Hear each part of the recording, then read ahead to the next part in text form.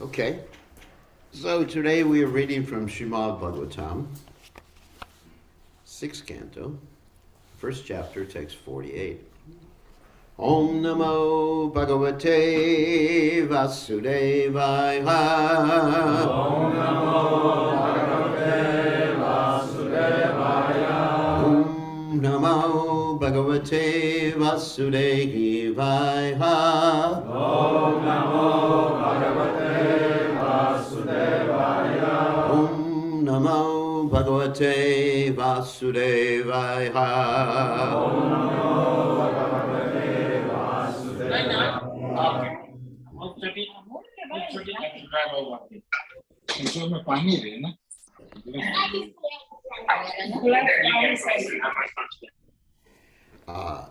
Manasaiva. Manasaiva. Do you have it written up there? Or it's not written. Anyway, people have their own devices now. Pure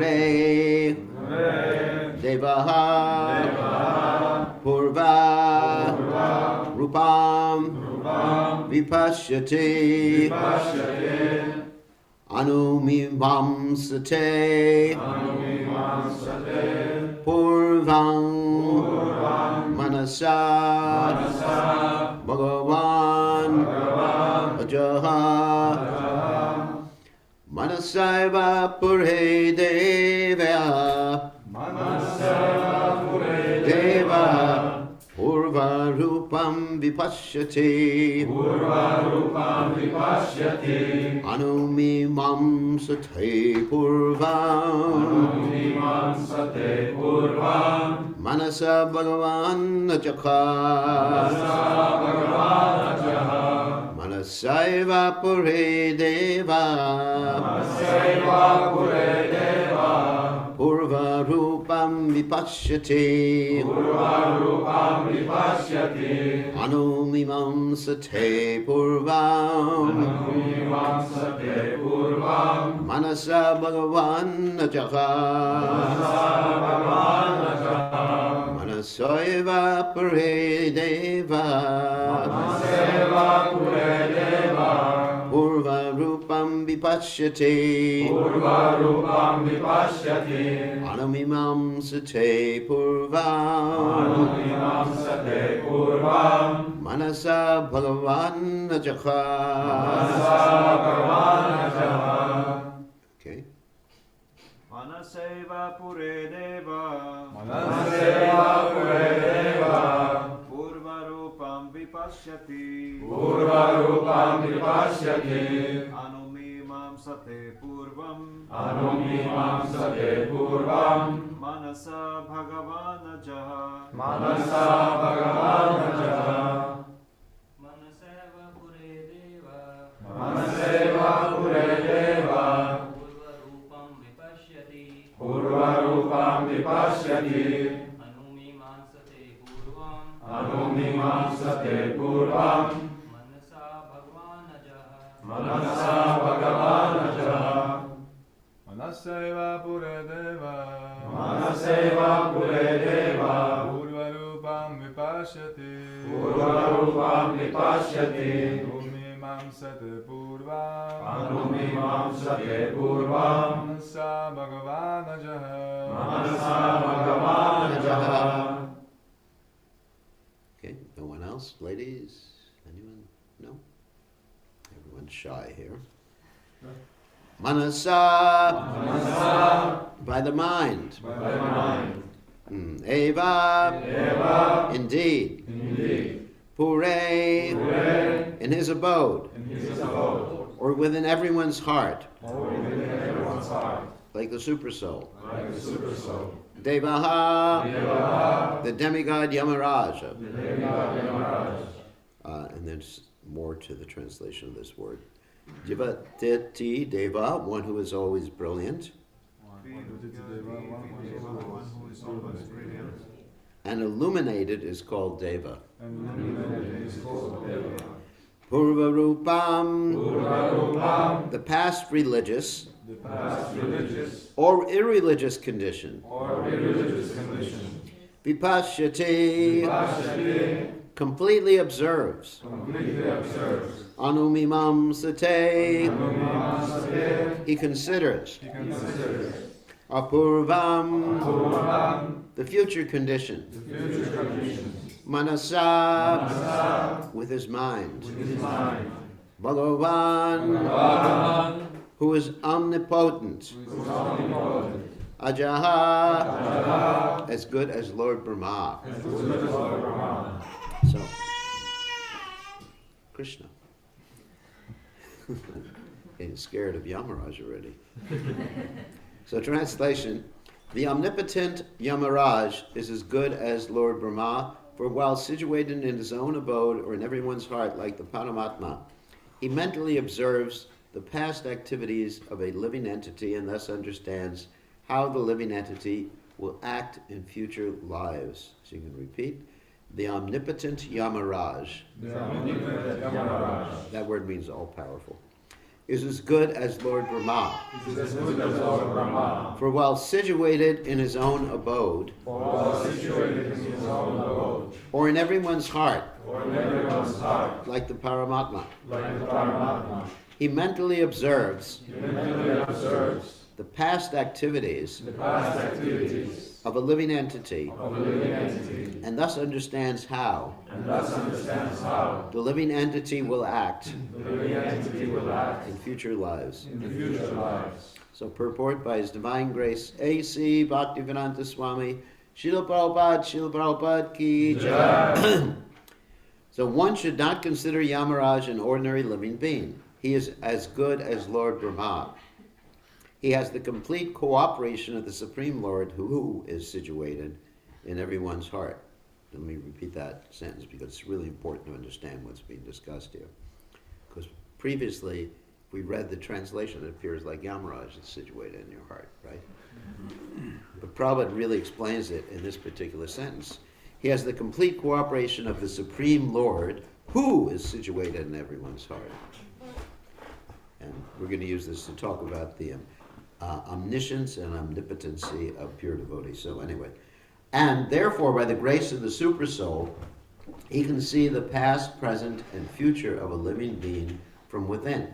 The word anumimamsate means he can decide in consultation with the Supersoul. Actually, this mimamsa means to think very deeply. It's one of the darshans. You know, the Vedic darshans, mimamsa. Anyway, like karma mimamsa, uttara mimamsa, means thinking very, very deeply. Means that he can decide in consultation with the Supersoul. There's that Supersoul again. Anu means following. The actual decisions concerning the next lives of the living entities are made by the Supersoul. Interesting. Yeah. Not by Yamaraj. And they are carried out by Yamaraj. So again, I'll read the verse. Manasaiva pure deva purva rupam vipashyati anumimam site purvam manasa bhagavan ajaha. So Om Gana Tivadanda Shagananjana Shlakaya Chakshuram Nidikam Yena Tasmai Shigarve Namaha. So two things that I'm going to discuss here is Yamaraj's punishments and rewards, and then Yamaraj's what we call ontological position. You know, who is he? What is his power? What does it mean by him being omnipotent, omnipresent, omniscient, etc., like that, which appear to be the qualities of God. So first of all, let's talk about a little story about Yamaraj that illustrates his particular responsibility, and that's the story of Jagai and Madai. I'm sure many of you heard that story before. Obviously, if you're Hare Krishna devotees, you've obviously heard the story. So Jagai and Madai were two Brahmins who took up some bad association. And we see throughout the Vedic descriptions of many good people becoming contaminated by bad association. Even Krishna's own son, who was born from the earth, coma, had bad association, and he became a demon. Krishna had to kill him. Even Lord Ramchandra's associates, two of the gorillas, Dvidvita and Minda, who were serving Lord Ram in bringing back Sita, they had to be killed by Balaram, simply by bad association. And even in the Mahabharata, we find that grandfather Bhishma had bad association in that he ate food cooked in Duryodhana's kitchen, as Srila Prabhupada says. And so he acted irreligiously, even though he is a Mahajan, like Yamaraj. He's one of the Dwadasa Mahajans. So you find this principle of association very important. So Jagai and Madai, who were previously known as Jagadananda, Madhavananda, they changed their spiritual names into material names. That was their material initiation. So they were doing so many sinful activities, illicit sex, intoxication. I don't think they ate meat, but just about everything else. And then they had that whole encounter with Lord Nityananda, and Lord Nityananda, we know the story, eventually forgave them after Madai hit Lord Nityananda in the head, and then Lord Chaitanya was getting ready to kill Madai and Jagai. Then we find in that particular story, I believe it's the Chaitanya Mangal, where Yamaraj and his associates are watching this whole encounter and how Jagai and Madai were forgiven. We find Yamaraj actually fainting and in disbelief at how merciful Lord Chaitanya and Lord Nityananda are. And then we also find the description given by Yamaraj that Jagai and Madai, or Jagadananda, Madhavananda, who became rectified, had so many sinful activities, and those sinful activities were noted down by Yamaraj's scribe. It appears that he has a computer operator known as Chitragupta, who actually writes down everything you do in your life. Have you been naughty? Have you been nice? The perverted reflection of that, of course, is in the Western understanding of Santa Claus. You've all heard of Santa Claus before. There's this song we have, I don't know if you have it in Finland, you better be careful, better watch out, because he knows when you've been naughty, he knows when you've been nice. And if you're not nice, you won't get any presents. So Chitragupta is actually taking notes the whole time. And it's described that Jagai and Madai's notebook, or a bunch of notebooks, are so heavy, there's so many of them, that they couldn't even fill a bottomless pit. The description is there. And they were saved by Lord Chaitanya's mercy. It's pretty wonderful. So Yamaraj is actually the judge who takes this information into account.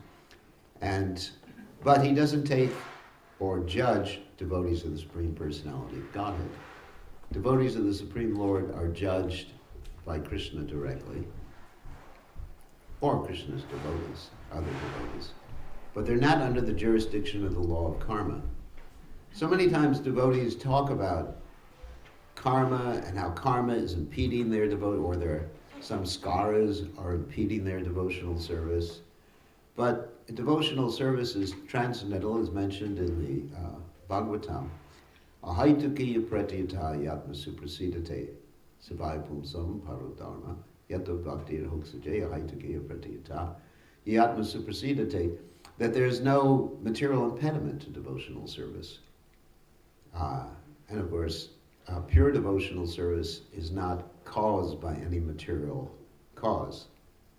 That's pure devotional service. So, and also we know from the Harinam Chintamani that even Namabhas chanting gets rid of all of your karma.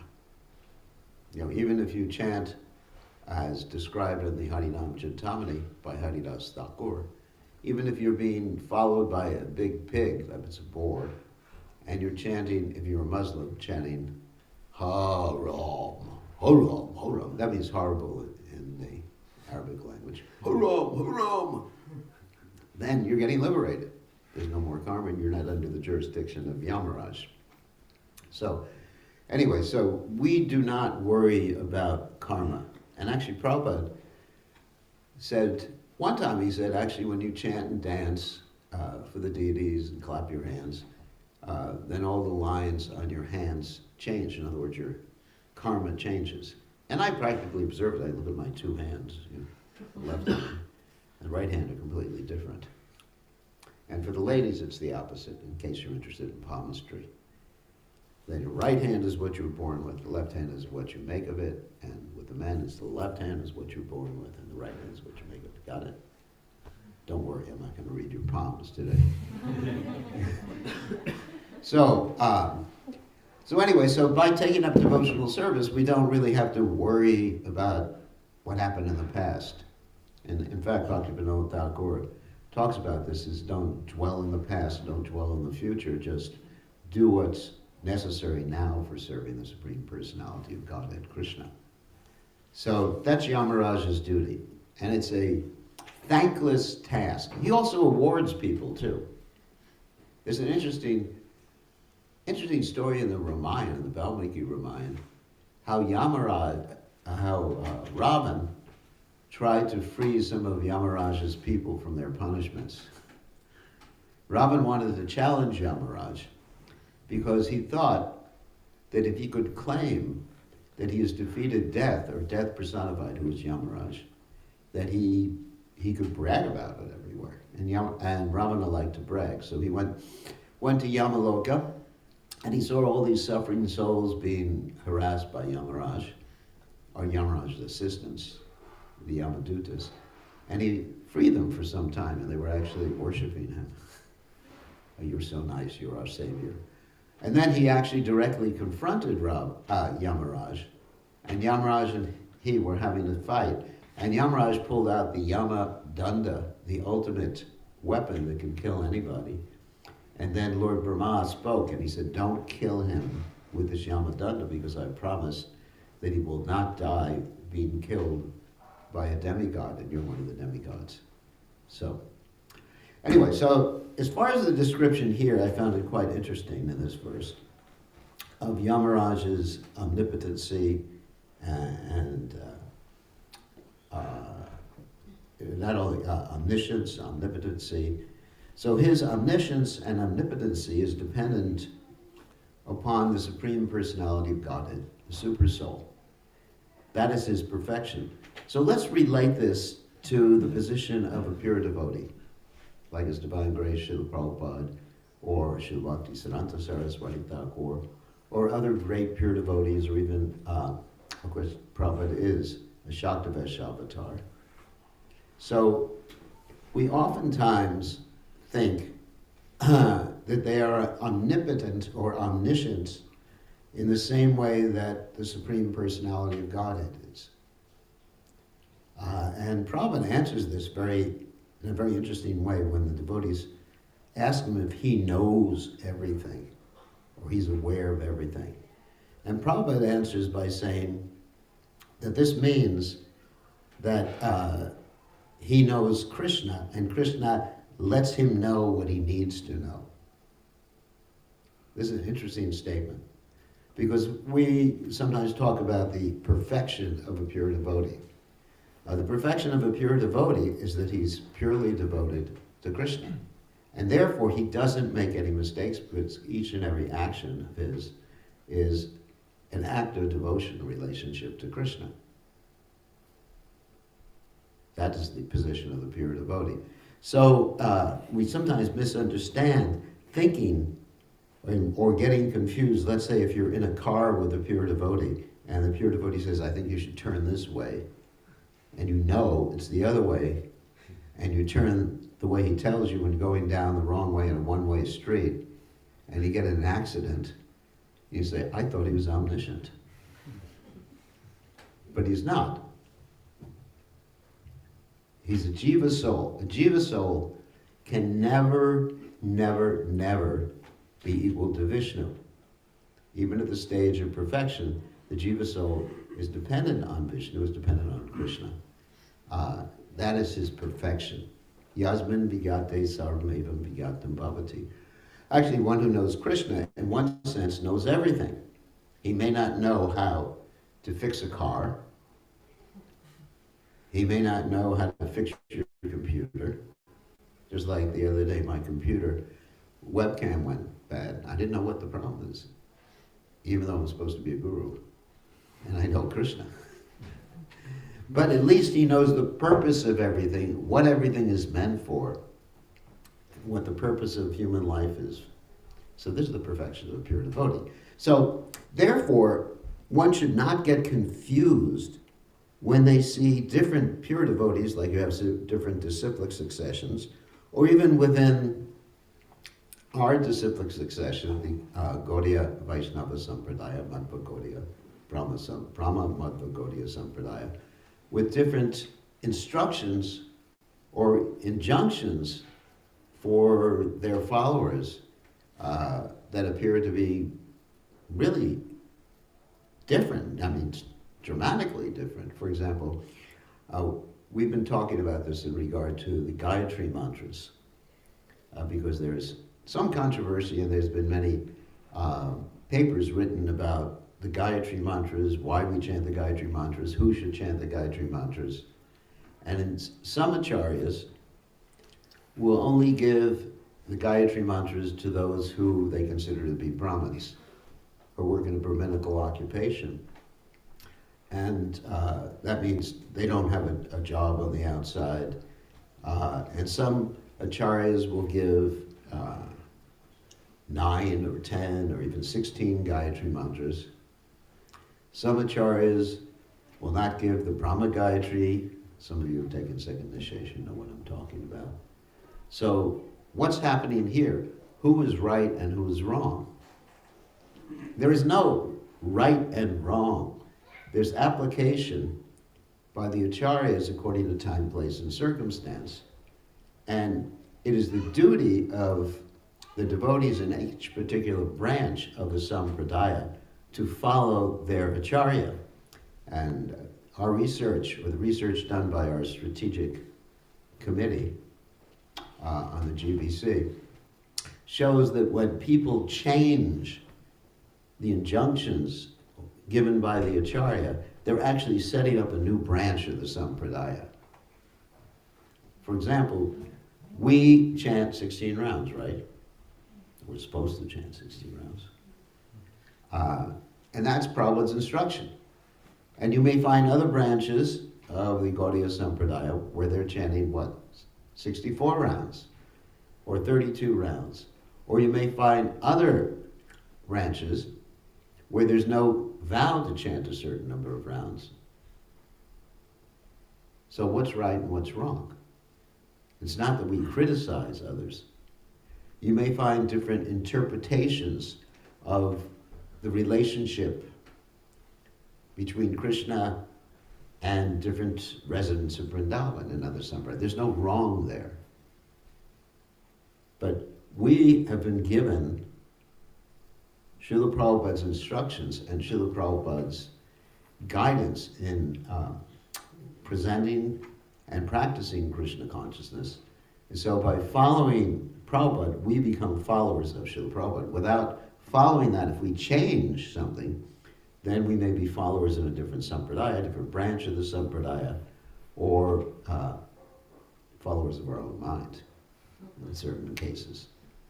So it's very important to stick with the founder acharya.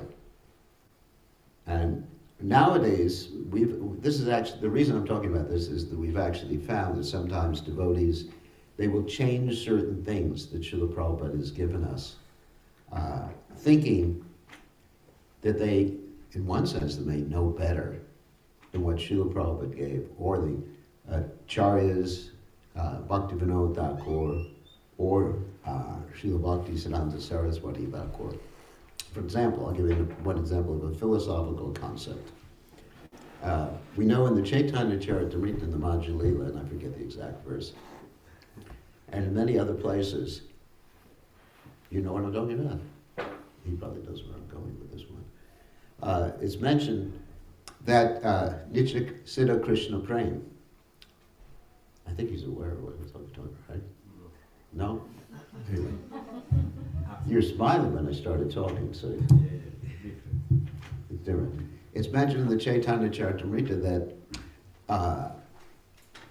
Nitya Siddha Krishna Prem, that the living entity's Krishna consciousness is inherent. You understand? Inherent means it's there. The opposite of that would be it's inherited. Do you understand the differences? Inherent means it's there, it simply has to be awakened. And Prabhupada spoke about this many times, and there's many verses in the Srimad Bhagavatam that corroborate or validate this particular point. This is not just my point. And so Prabhupada said that becoming Krishna conscious is like waking up in the morning after you've heard the alarm. When the alarm goes off, hopefully you remember who you are within the next 10 minutes or so. I was speaking about this yesterday to a very nice group of yogis, that sometimes when you and I travel, and the alarm goes off in the morning, I wake up and I'm in a different place. I just have to remind myself, where the bathroom is, so I don't step off of the balcony, make a terrible mistake. So, in other words, the memory of who I am is already there. It just has to be awakened by the process of waking up. So in the same way, our Krishna consciousness is already there. When you chant, Kriyat Cheto Darpana Marjanam, Bhavaha Mahadbhatmi Nirvapana, you're cleansing the mirror of the mind so that ultimately you're able to see who you are. You remember who you are. It's a process of remembering. It's not an artificial imposition on the mind, as Srila Prabhupada said. I mean, I personally experienced that when I first came to a temple many years ago, 1968, before any of you were hatched. So in 1968, I first came to a temple, and I walked in the temple, and there were people doing things that really were weird. At least from my perspective. They were dancing around a bush and bowing down to a bush and watering a bush. I said, oh my God, is this something from Indiana Jones and the Temple of Doom or something? So going round and round, and then as I was doing it, because you have to do what people in the room are doing, or else they think you're weird too. Isn't it? The first time you come to the temple, people bow down, and you bow down. I don't know what's going on, but if I don't bow down, I'm going to stick up like a sore thumb. So I bowed down, ran around the bush. But then, as I was going around the bush, Tulsi Devi, obviously, not an ordinary bush. As I was going around the bush, then I just, wow, I've been there before, been doing this before. There was a remembrance there. When I met Prabhupada for the first time, I recognized him immediately. That was 1971. So it was like an awakening. Not something that wasn't there. It was something that was always there in my heart. And it was covered by lust, by anger, by greed, by the three modes of nature, by bad association. So that's Krishna consciousness. So in other words, that's what the Prabhupada says, that's what the Acharyas say. And in order to be successful in Krishna consciousness, to be considered a follower of Srila Prabhupada, one has to accept Srila Prabhupada's understanding. One has to accept Srila Prabhupada's method of presentation and the process of bhakti is given to us by Srila Prabhupada. And it was good enough for Prabhupada. Otherwise, one is exhibiting one's false pride and it's offensive. So this is a very important point. So therefore, we should not get confused by differences amongst the Acharyas. We are followers of His Divine Grace, Srila Prabhupada. Srila Prabhupada has been sent by Krishna, by Lord Chaitanya Mahaprabhu, to present Krishna consciousness. And we simply have to follow, and then we get the blessings of Srila Prabhupada, and we can understand Krishna consciousness. So, anyways, these are some of the points I wanted to make about this particular verse. And there's a lot of controversy going on right now amongst several devotees that we're discussing on the GBC, not amongst GBC members, but controversy in ISKCON about these particular subject matters. One is the omniscience of a pure devotee, omnipotence of a pure devotee. Because we see that sometimes Prabhupada would be expressing his opinions about things that weren't absolute. Like Prabhupada said, for example, one time, he said, potatoes are the king of all vegetables. That's Prabhupada. Prabhupada is a person. He has a right to his opinion. But then, other times, Prabhupada was speaking from the absolute platform. So, like Krishna also has a right to his opinion. He's a person too, right? Isn't Krishna a person? But what Krishna does, everything Krishna does is absolute, obviously. But Krishna is also an individual person. He has his likes and dislikes. So Prabhupada also is an individual person with his likes and dislikes. So anyway, these are some of the things we're discussing now. So any questions or comments about any of these points? Yes? Gordon? Maharaj, we've heard that there are personalities called Trikhalak, how it is related to Omniscience. A Trikhalak means that they're in contact with Krishna. Trikhalak means they know time, past, present, and future. And that means they know Krishna, because one who knows Krishna, it's like that verse I just quoted. Yasmin vigate sarvam evam vigatam bhavati. One who knows Krishna knows everything. So, it's not that a pure devotee can tell you, like if you ask him, who's going to win the next election? You know, he's not like, what is that, gypsy with a crystal ball. I mean, you have some gypsies here, you know, look into the future. He's not omniscient like that. Trikhalak means he knows Krishna. See, it's a really important philosophical point. Otherwise, one can get confused and lose their faith, because if their faith is based on the point that the pure devotee is equal to Vishnu, in terms of his omniscience, then they will actually observe at a certain point that he's not equal to Vishnu in terms of omniscience. And then they will lose faith. So if faith is based upon an improper philosophical understanding, then it'll be a real challenge for a devotee. And I've seen that. I mean, like even Prabhupada talks in the Bhagavatam, how different acharyas have different opinions about certain things in the Bhagavatam. So they're acharyas, they're pure devotees. Prabhupada says this acharya says this acharya said this pastime happened during a different kalpa. What do you do with that? They're both acharyas and both pure devotees. How do you cope with that particular statement? But an acharya never deviates with the siddhanta, with tattva or siddhanta. Tattva or siddhanta. Tattva means basically knowing the relationship, the sambandha, the relationship between the different tattvas. Tattva means like Jiva Tattva, Vishnu Tattva, Shakti Tattva, like that. Vishnu Shakti Para Prabhupada She Shakti Kitata Para Avidikama Samganya Tritiya Shakti Ishite. Knowing the relationship and the identity, what we call the ontological position, which means the identity of the different tattvas. And the pure devotee does not make mistakes in any way. It's not relative when he's talking about ras. Rust theology.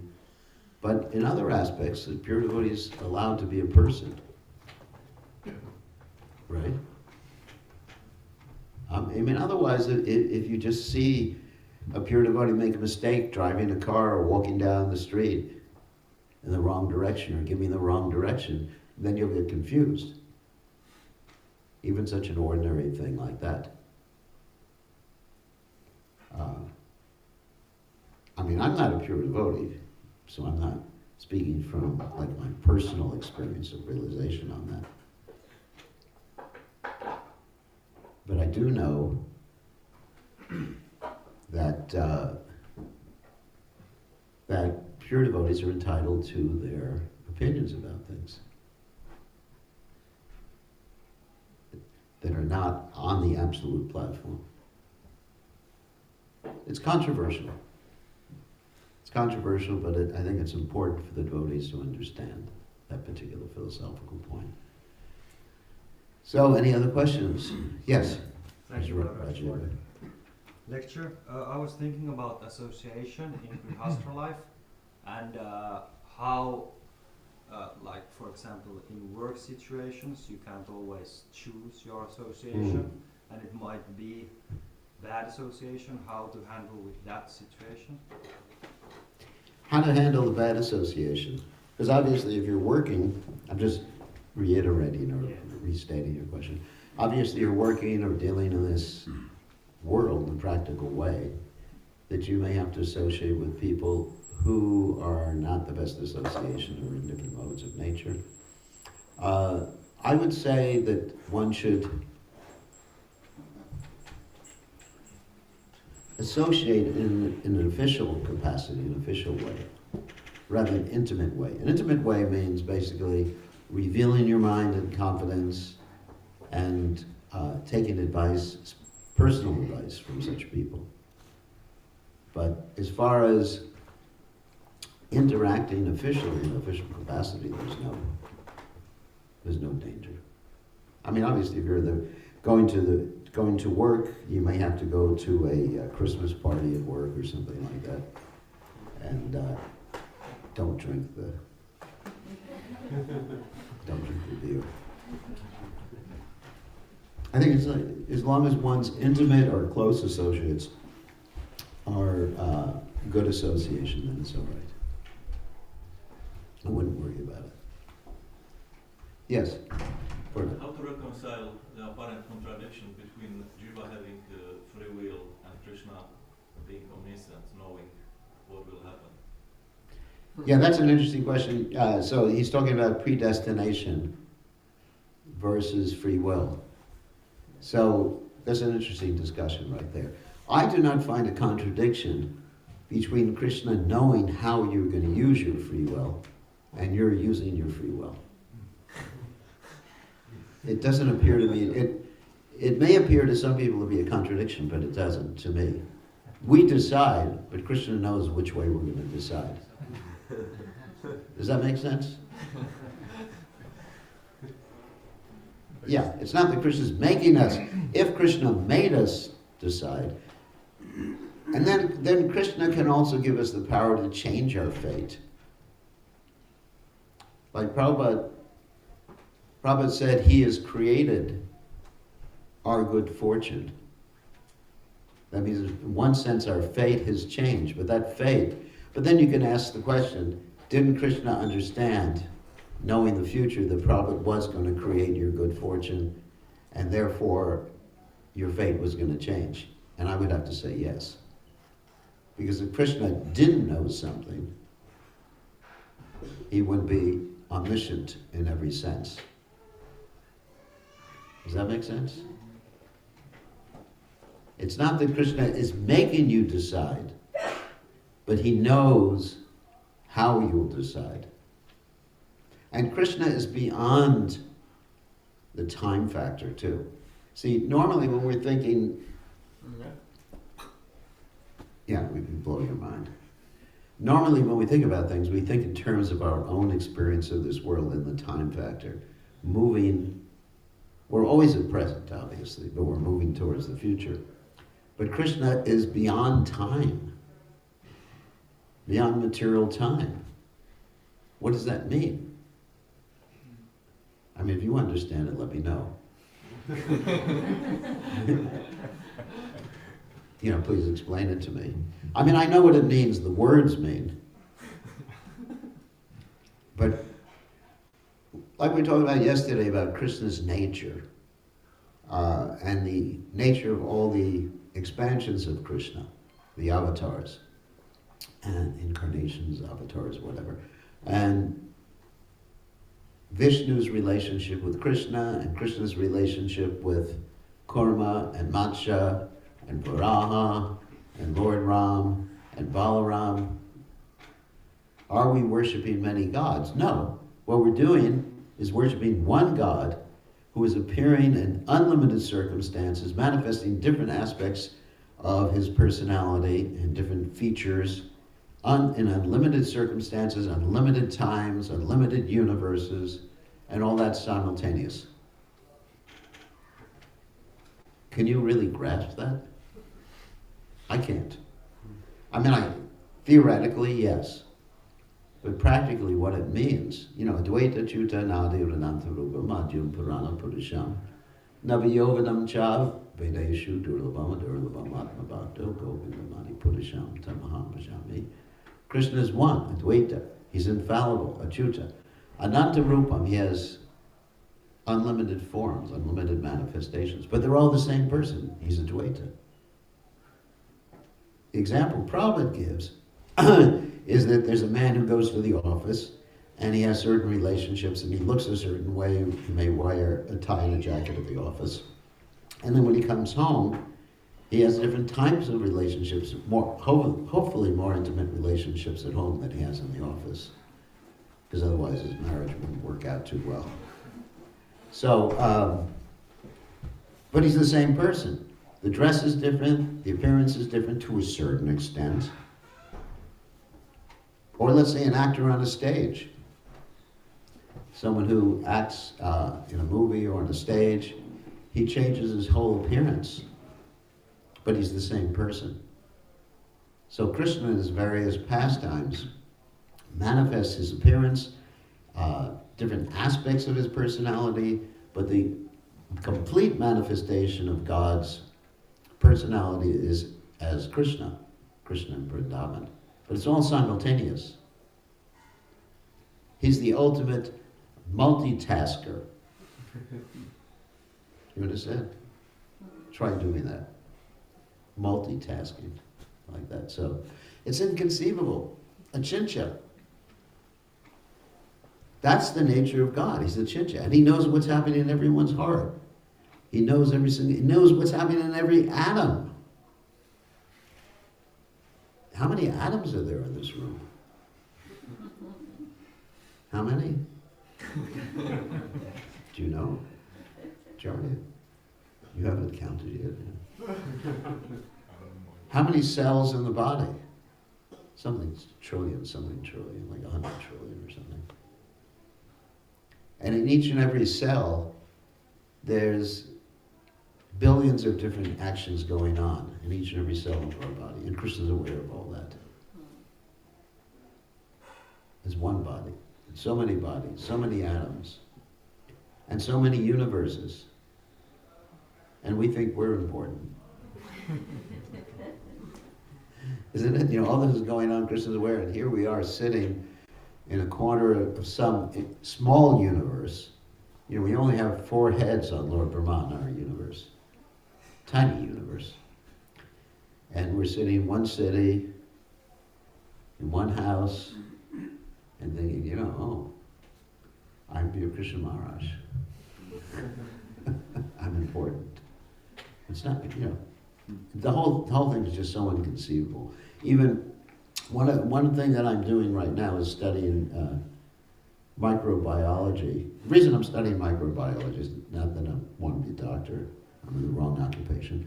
The reason I'm studying microbiology is to put together presentations about how evolution is impossible. Material evolution is understood by the Darwinists is impossible, so it's helping me with my preaching.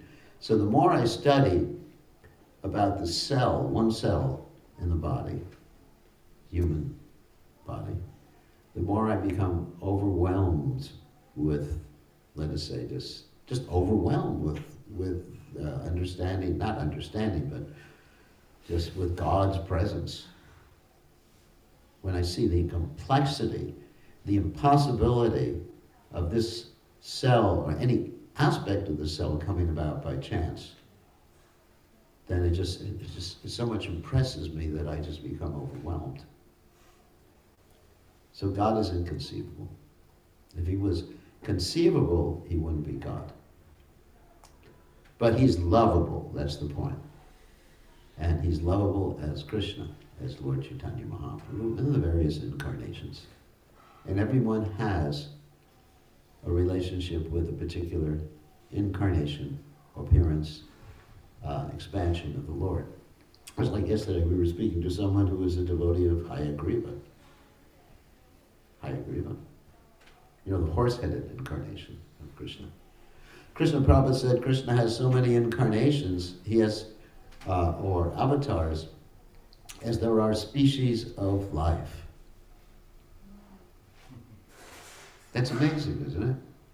And actually, if you look at Lord Nrsingadev and Hayagriva, they're not even a species of life. They're a combination of different, so he mixes and matches too.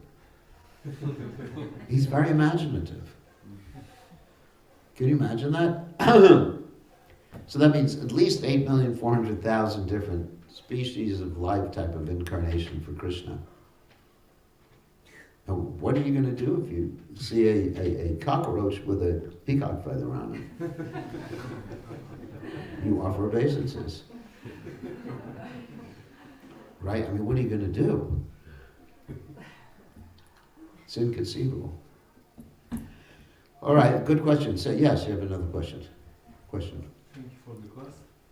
You told that we should remember we have Krishna consciousness inside, we have God forwarded inside, and my question is because of the shloka Narpita Chirim Charat, Karuna Vatirna Kalu, that Lord Chaitanya brought, and everyone can develop this. Yes.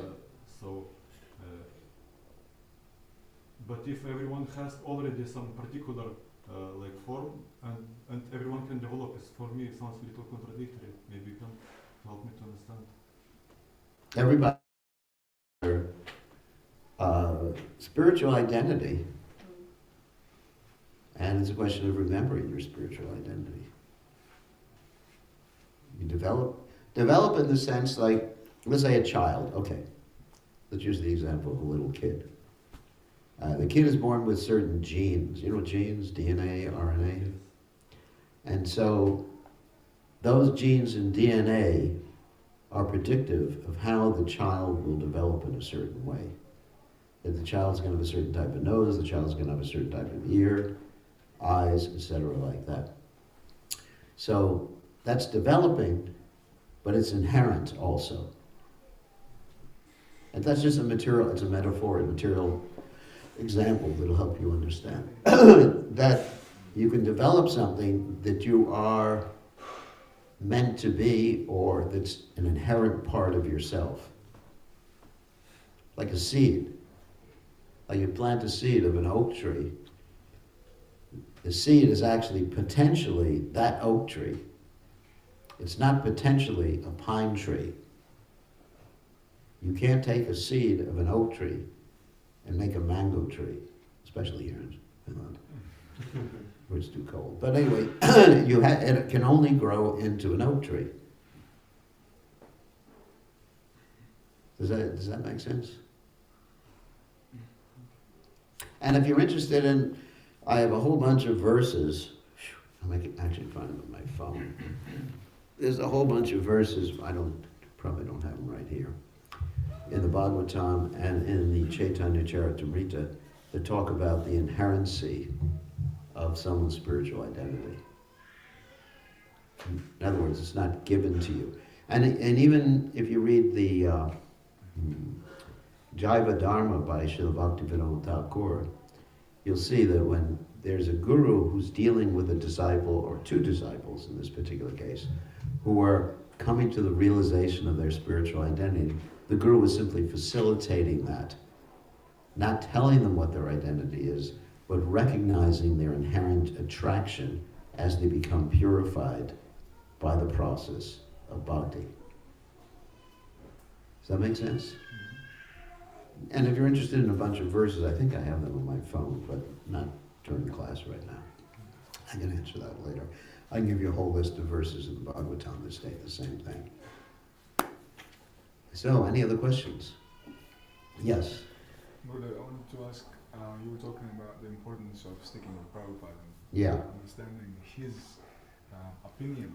His opinion, his presentation, his prescription as far as the process of bhakti is concerned, yeah. So how do we actually do that? Because it's so easy to, even studying Srila Prabhupada's books and then studying maybe the books of the Acharyas and maybe speaking to some other very knowledgeable devotees who speak a little bit maybe something else, and they say they understand Prabhupada even better, but they... Well, let's take Prabhupada as he states himself. I mean, what is the question to understand Prabhupada better? Take Prabhupada at his word. When he says something, he means it. It's not that, Prabhupada says something, he doesn't actually mean it, or Prabhupada did something, he didn't mean to do it. It's not that hard to understand Srila Prabhupada. When Prabhupada says something, we take him at his word. And Prabhupada gave us this process of bhakti, chanting 16 rounds, following 4 regulated principles, etc., like that. Then that's the process. If we want to remain followers of Prabhupada, I mean, it's our choice. If someone wants to follow someone else, they should openly declare it and not say that, I'm following Prabhupada and not following Prabhupada simultaneously. Following Prabhupada means to follow Prabhupada. It's not that difficult. Someone says, I know Prabhupada better than Prabhupada knew Prabhupada. Better than Prabhupada spoke. I know what Prabhupada said this, but it's like Prabhupada talking about Dr. Radhakrishna. Specifically in reference to that verse in the Gita, Manmana Bhava Man Bhakto. Just think of me, become my devotee, worship me, offer your obeisances unto me, unless you will come to me without fail. So Prabhupada commented that when Dr. Radhakrishna, who was the previous president of India, not previous to this, but a long time ago, who commented on this verse, Prabhupada, Dr. Radhakrishna said, it's not to the person Krishna we should surrender, but to the unborn beginningless within Krishna. So they're actually taking an indirect interpretation of what Krishna said, and according to the Vedic rules of interpretation, you're supposed to take the direct interpretation unless the direct interpretation doesn't make sense. The example given in the Vedas is, let's say if the direct interpretation doesn't make sense, it gives an example of this. If you say, go to so-and-so's house on the river, then the direct interpretation is the house is on the river, doesn't make sense, so you understand it's on the side of the river, on the bank. So one takes the direct interpretation, so we take the direct interpretation of what Prabhupada said. And then you're a follower of Prabhupada. And someone says, I know better what Prabhupada wanted than what Prabhupada said. Sounds a little weird to me. So, you have a question here. Yeah. Hare Krishna, thank you for the class. Haribol, thank you. It's a question about the text. Actually, it's omnipotent. This Yamaraj is a little bit, understand. He's just connected with the super soul, with the Paramatma, and he knows everything. And what is the process of knowing everything? And he has this Chitragupta who is Typing things down or using a computer or something. What is the process? What is the process? Yeah. Super Soul lets him know. I mean, how it happens, whether Super Soul says to him, hey, Yamaraj, Acharya has done this today. Or whether it just reveals in the heart. It's what's happening even in the higher planets or with personalities like Yamaraj and Lord Brahma is inconceivable for us. What to speak of Krishna. How? You know, the mechanism? I don't know. I have to say that I just don't know. He does it though. And this is what Prabhupada says in the purport. He has complete cooperation of the Supreme Lord who is situated in everyone's heart, and therefore, by the grace of the super soul, in other words, somehow or other, through some mechanism, the super soul communicates to him about the past, present, and future of the living being from, here it is, from within. Actually, that's the word I missed. Within, it means from within his heart, the super soul is speaking to him. And because he's a pure devotee, he's able to hear directly what the super soul is saying. Whereas ourselves, not being pure devotees, cannot understand what the super soul is saying. We oftentimes think that the super soul is telling us to do something, when in reality he's saying something else, and we're ignoring him. We used the example yesterday in our discussion that sometimes people of certain religions will say, God is in my heart and he's telling me what to do. And so sometimes I ask the person, all right, so why do you drink? And they say, well, God says it's okay. I said, well, God in my heart is saying something different. So let my God in my heart speak to God in your heart and have work things out. So, yes, therefore we need the guru not only in the heart, that's called Chaita Guru, but we need the external guru or the association of devotees. We're not just talking about Diksha Guru here. We're talking about advanced devotees, Siksha Gurus, who can actually guide us in Krishna consciousness. Prabhupada described that, giving the example of a bunch of sticks. He said if one stick is by itself, it's easy to break it. And if you put a bunch of sticks together, like 100 sticks together, you can't break them.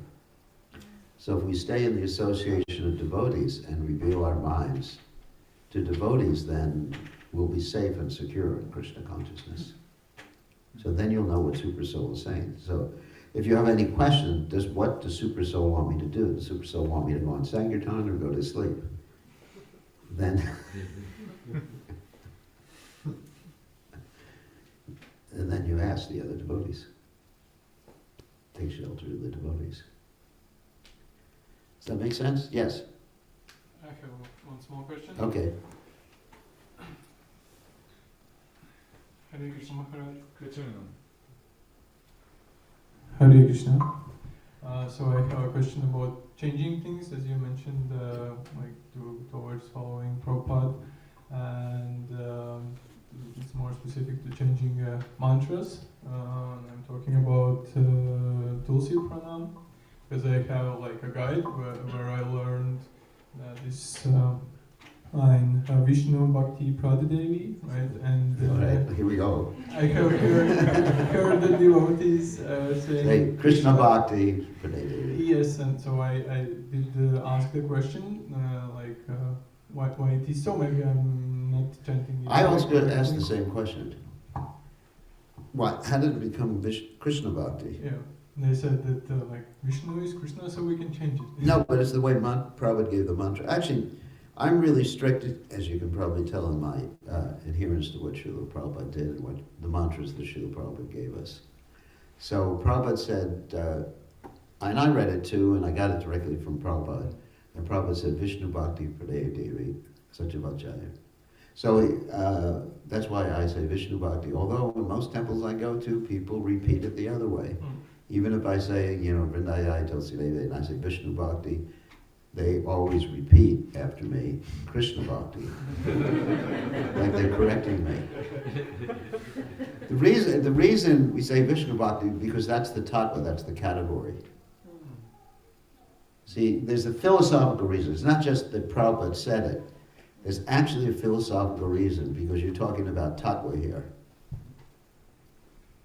It's the Vishnu tattva. You understand what I mean? Yeah. Yeah. It's a category called Vishnu Tattva. It's not a category called Krishna Tattva. It's Vishnu Tattva. And Vishnu Tattva means basically God and all his various expansions. It's the technical term. So the reason it says Vishnu Bhakti is because it's Vishnu Tattva. And we may be more intelligent and say Krishna Bhakti, which is not, in one sense, it's not philosophically wrong, but Tulsi Devi is offered to all Vishnu Tattva deities. Does everybody understand that? That category. Never to Shakti Tattva, never to Jiva Tattva. Now that Guru Maharaj, here's Tulsi. I'm offering Tulsi Devi. If it's offered to Krishna, it's fine. So your point is actually very well taken. And I really appreciate that question. It's something that I've oftentimes thought about. Thank you. But I'm not going to go chastising people who say Krishna Bhakti. But it is actually Vishnu Bhakti, and that's the way Prabhupada presented. The Sampradaya Vinaya Mantras Te Nishpala Mataha. It's an interesting verse that one has to take the mantra from the Sampradaya. In other words, I cannot, even though there's many bona fide mantras for chanting, if I haven't been given them in my disciplic succession by Srila Prabhupada, by the disciplic succession, then what right do I have to chant them? I'm not initiated in chanting that mantra. I'm initiated in chanting the Hare Krishna Maha Mantra and the Gayatri mantras, and also in Bhagavatam and Tulsi prayers. And of course I can accept the prayers given by the great acharyas, but if Srila Prabhupada is specifically giving us prayers in a particular form, my personal opinion is it behooves us, out of chastity to Prabhupada, to chant in that particular way. Although I'm not going to criticize someone for doing the other, which I just criticized. Anyway, but I'm not going to directly criticize at that particular moment, which is actually interesting. Thank you for that. That's actually a really good point, and something that I've always wanted to talk about in class and never had the opportunity, but you gave me the opportunity. Because I didn't want to offend anyone, but you gave me the opportunity to offend. Yeah. I wanted to ask, since we were talking about technologies,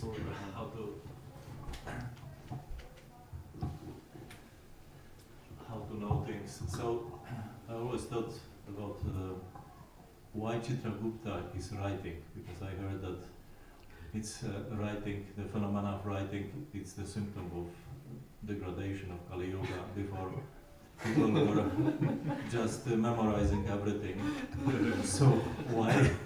What does it mean that Chitragupta is writing?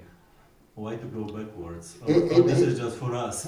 It may be allegorical. It may be allegorical that he's just writing in his mind, or I don't think he's taking a pen and a paper or a computer, or or dictating into his cell phone. That Purna was good today. I think it can be taken. That's called hermeneutics. There's this, which is an interesting subject matter. Hermeneutics means how do you understand certain statements in Shastras, based upon certain, what we call inviolable, things you can't violate, points. Like Bhaktivinoda Thakur talks about something called the Dasa Mula, which means, the 10 basic principles of devotional service. And once you have a foundation like that, your mula, the roots or basic points, you can try to understand Shastra, and many times different statements in Shastra are metaphorical. For example, the Puranjana story in the 4th canto of Srimad Bhagavatam is obviously a metaphorical story. and you understand it like that. So, therefore, yes, so it's a science of hermeneutics, of understanding things, and you have certain hermeneutical tools, and in ISKCON we do that with Srila Prabhupada's statements, which are our Prabhupada's position, Prabhupada's statements were hermeneutical tools, and then also you have observable phenomena, which is another source of evidence. So anyway, it's a little complicated. So yeah, I do not think he's writing with a pen and paper. And I do not think he's using an Apple computer. I rather think he would use a Microsoft.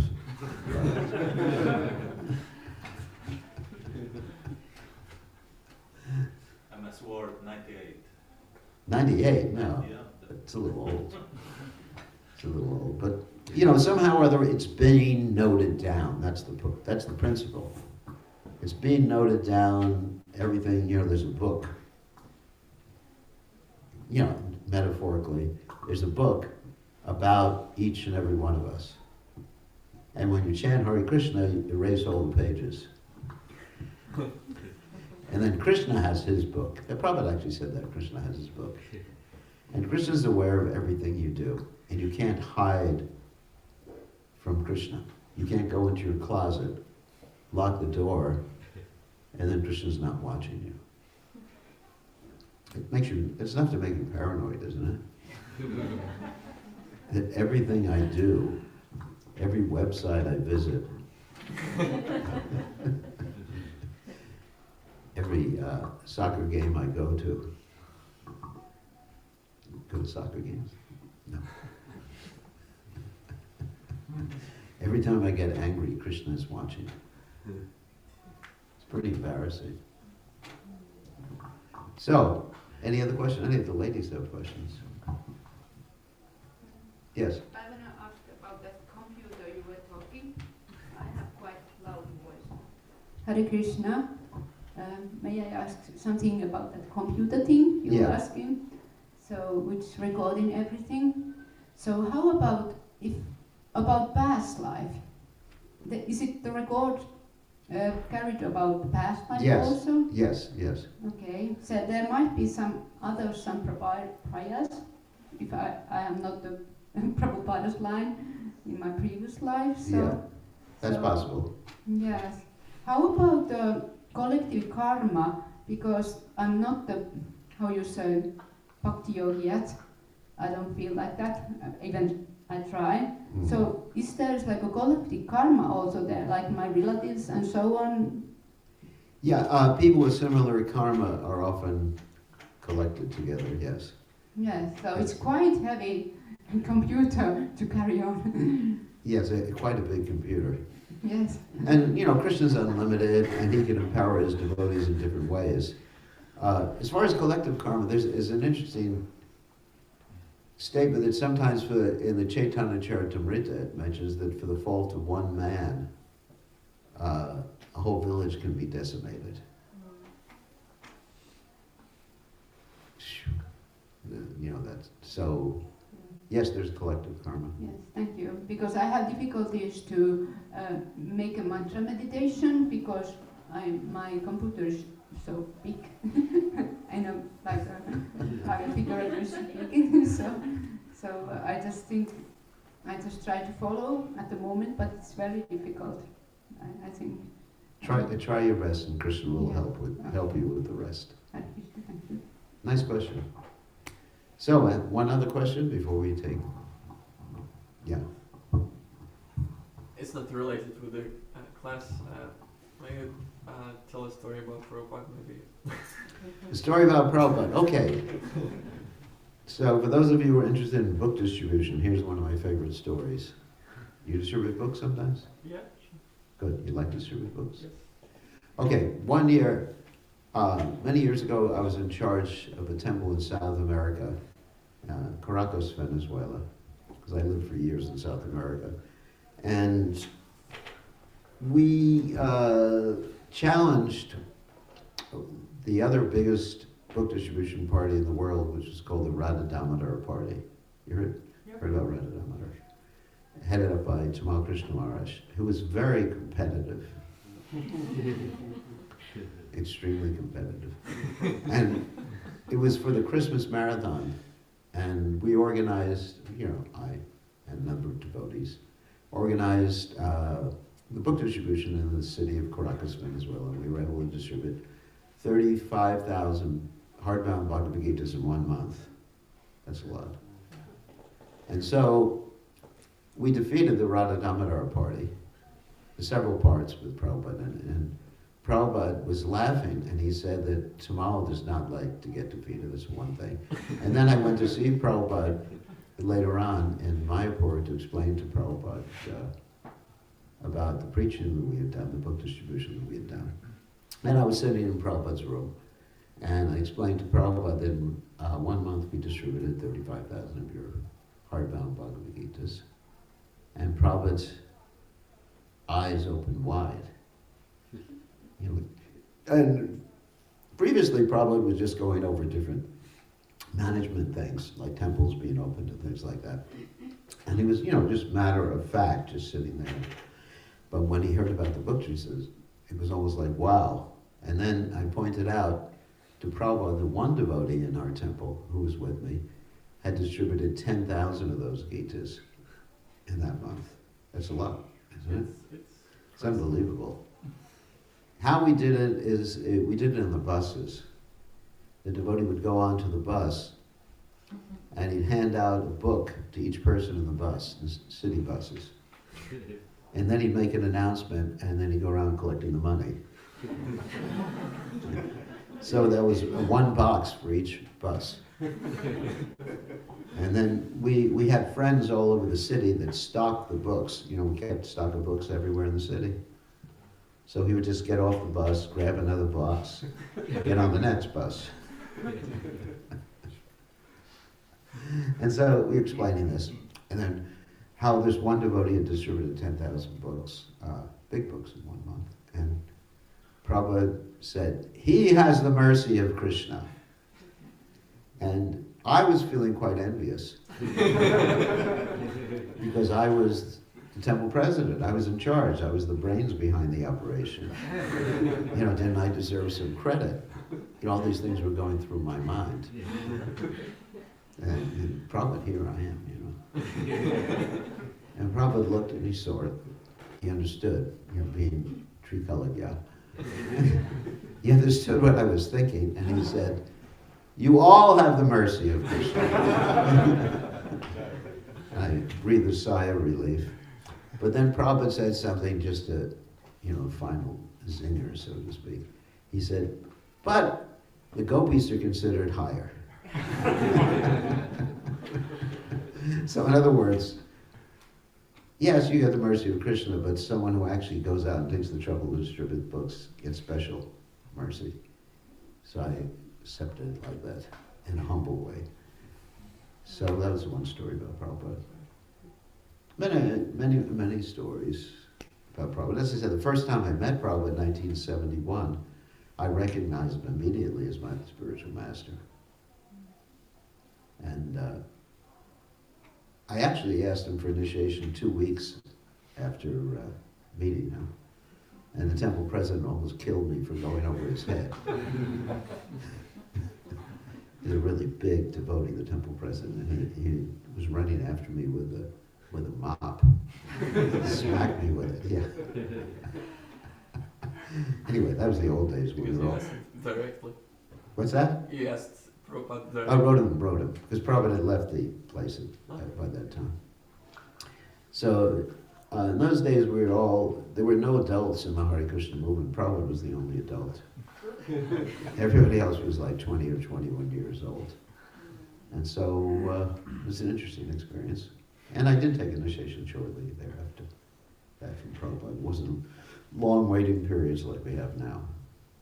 It was actually, Prabhupada, another time, here's another story about initiation, not my initiation, but I was in Dallas, Texas, preparing for the installation of the deities there. And Prabhupada came, and then a whole group of devotees came from another city to see Srila Prabhupada, and they asked Prabhupada for initiation. And the temple president said, no, we don't know them. And Prabhupada asked the people, are you chanting 16 rounds? And Prabhupada gave them initiation on the spot. So, very interesting exchanges with Prabhupada. One time Prabhupada told me I shouldn't be happy until every single house, this is in South America, has its books. Should be satisfied until every single house has its books. So, anyway, these are different exchanges I had with Prabhupada. He used to cook for Prabhupada along with Shrutakirti. You heard of Shrutakirti before? I was sorry. You heard from Shrutakirti, yeah. So in New Vrindavan, I used to help Prabhupada, Shrutakirti cook for Prabhupada. So I had that blessing too. So, any other questions? I think it's time for prasadam, right? No? Yes. There's one question is on my mind. I would like to hear some. Anyway, because Prabhupada did say work now, samadhi later. Yeah. And Prabhupada said that work now, samadhi later, and we're in the Sankirtan movement. Yeah. So I just wanted to hear maybe explanation of how this is related. Because sometimes devotees also, we've heard, not particularly in this room maybe, but sometimes devotees take up, maybe a little bit different process of worshipping, meditating on Krishna's lila and chanting many rounds, etc. Whereas Prabhupada said deserve then desire also. And also the verse in the Gita, Brahmarpanam Brahmahavya Brahmanam Brahmanahutam Brahmatena Gantavyam Brahma Karma Samadhinam Brahma Karma Samadhinam. So that means when you're working, absorbed in your work for Krishna, that is samadhi. And all these things will be revealed. Although previous to Srila Bhakti Siddhanta Saraswati Thakur in our Sampradaya, there were different processes given for realization. Not just, it was obviously he's always chanting the holy name, but there was, Siddha Pranali, for example. And it's not that those processes were invalid or wrong or anything wrong with that. But we follow our Acharya, Srila Prabhupada, and Bhakti Siddhanta Saraswati Thakur in that regard, who both stress the principle of deserve then desire. And Krishna will reveal it. Yasha prasada bhagavad prasada yasha prasada nagati katopi. If one pleases Krishna's representative, then everything will be revealed. And of course, as Krishna says in the Adi Purana, one who says he is my devotee is not my devotee, but one who says he is a devotee of my devotee is my devotee. So the active principle in Krishna consciousness is to follow the Guru's instructions. If the Guru, for all of us, Prabhupada is our Shiksha Guru, at least Shiksha Guru, for some of us like myself, Diksha Guru. But Shiksha is more important than Diksha in any case. So Prabhupada had advocated these other processes for us, then that would be proper. But because Prabhupada didn't advocate it, even though in other branches of the Sampradaya, their Guru or their Acharya may be advocating those things, and we're not criticizing them for that. But because Prabhupada did not advocate it, it's not going to work for us. That's the same principle as chanting mantras in a way that your spiritual master has given to you. Because Prabhupada gave me the Gayatri mantras in such a form. The 7 Gayatri mantras, actually, sannyasis chant 8. I won't tell you. What? Not in this lifetime. Not in this lifetime. Not in the next 10 lifetimes. So because Prabhupada gave us the Gayatri mantras in this form, that's what I'm going to be chanting. I'm not going to, like we know let's say the Gopal mantra, there's different forms. There's the 10-syllable Gopal mantra, the 16-syllable Gopal mantra. There's the one that Gopal Kumar chanted. But I'm going to chant the way Prabhupada gave me. Because I'm Prabhupada Nuga. And I know I will be successful. Shraddha Shabde Vishas Sakahe Sudrida Nishchaya. That's the faith. If you act according to, faith means to act according to the Acharya's instructions, knowing that you'll accomplish all your goals. Shraddha Shabde Vishas Sakahe Sudrida Nishchaya. So that's all. I mean, don't have to make Krishna consciousness any more complicated. Prabhupada gave it to us. You can call this KISS philosophy, keep it simple, sadhu. So just, just do the way Prabhupada, and you'll be successful. I have no doubt. So I think everyone's wanting prasadam. I think we have to end, right? Okay, thank you very much. All glories to His Divine Grace, Srila Prabhupada ki jai. His Holiness Bir Krishna Goswami Maharaj ki jai. Srila Prabhupada ki jai.